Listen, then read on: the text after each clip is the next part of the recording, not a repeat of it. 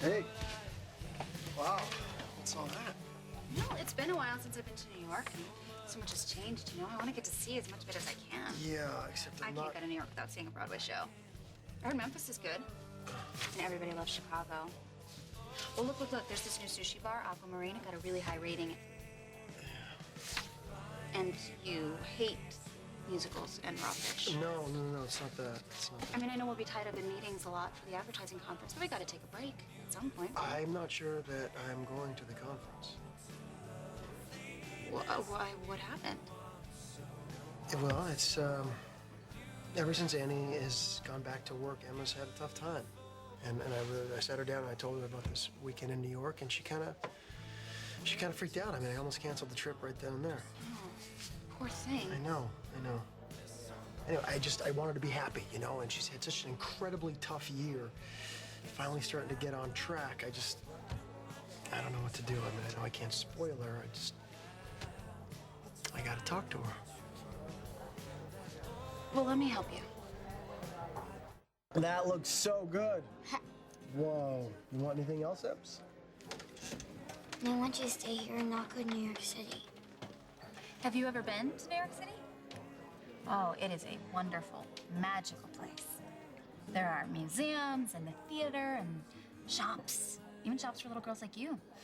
There's this doll store on Fifth Avenue where you can go and buy little outfits and shoes for your dolls and for yourself.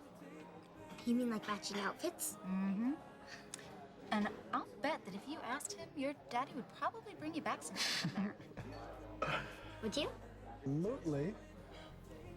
I'll miss you if you go. I'm gonna miss you too, Ems. I will, but I'll be back before you know it. It'll seem like forever. Hey, Emma, I'm gonna tell you a story about a little girl in New York City named Eloise. She was your age, and she lived in this big hotel called the Plaza.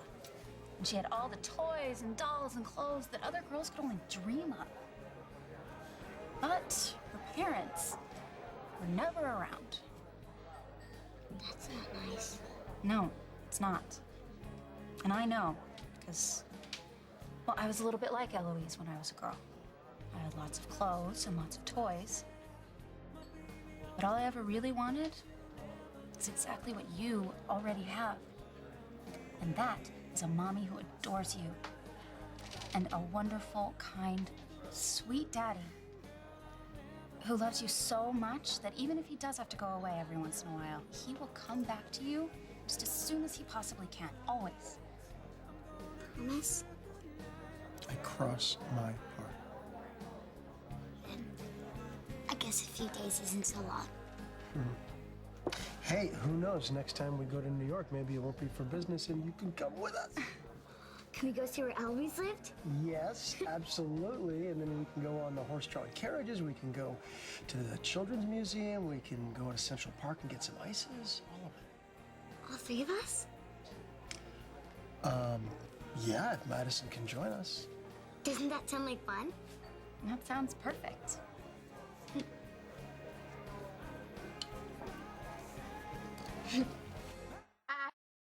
How's she doing? She's great. She's on the phone right now with Annie, telling her all about the doll that she's getting from New York. Oh, those things are pretty pricey. I'm sorry about that. Don't be sorry. Don't be sorry. She's happy. She's smiling again. That's all that matters. You're a good dad. You helped a lot. I'm just glad that it worked. And I know that you sugarcoated what it was like when you were a little girl. I did always have this amazing dream of a father who wanted to spend a little bit more time with me. I just wanted Emma to know how lucky she is. Well, I think you succeeded. Although your description of Emma's dad seemed a little boring. Boring? What's boring about kind and sweet? You forgot a couple things. I'm just saying, like side-splittingly funny and brilliantly witty. Devastatingly handsome. Yes. It just slipped your mind. You know, I am looking forward to going to New York with Emma, but I'm really looking forward to going there with you, alone. You too. Man is a tsunami. No one is safe in Thanks. David's path of destruction. Yeah, well, if you're anywhere near the Hubbard family, batten down the hatches. I hate to say it, but I think you're right about it being personal. Oh, there's no doubt in my mind. The man has voodoo dolls of both my parents, and whatever respect he had for my skills, it's long gone. I'm sorry. See, I shouldn't be laying this on you. Oh, please, how many times have you let me spill on your shoulder? Anyway, it's not like I haven't been through David hell myself. Who hasn't? Look, the hospital can't afford to lose a doctor of your caliber, and deep down, David's got to know that. So you think this firing threat is a scare tactic? Yeah, absolutely. Look, the rest of the board will never let him follow through with this. Well, David has a way of making people do what he wants, even if they don't want to. Look, I'll protest, okay? Signs, petitions, I will rally outside of the hospital if I have to. Look, you just keep doing the amazing job that you do. Even he won't get in your way.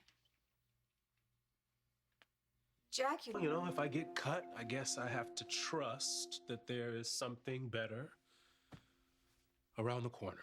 Frankie, it hasn't even happened yet. Yeah, I know. I'm just trying to prepare myself, that's all. Okay, well, staying positive is the only way. That and lots of beer and pizza.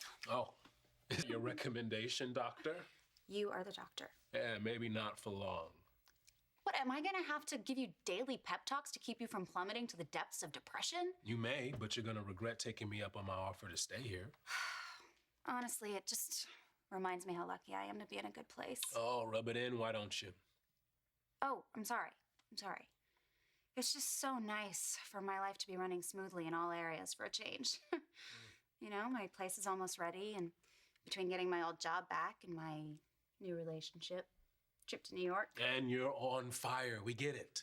And I'm not. So would you pipe Sorry. down? Sorry. Look, I'm just kidding. I hope you know that. Because you deserve it all. Well, thank you. So, you and Ryan together in the Big Apple. You sure you're ready for a step this big? It's a business trip, and Ryan already made it clear that I have my own suite. So that means, I guess it's up to you if you want it. And if I don't? Like I said, big step. It is, you're right. But surprisingly enough, I'm not even worried about it. I really feel like I'm a part of Ryan's life. It's pretty serious. After this weekend, it might be even more so. What is that supposed to mean? It means that I think this trip might just take my relationship with Ryan to a whole new level.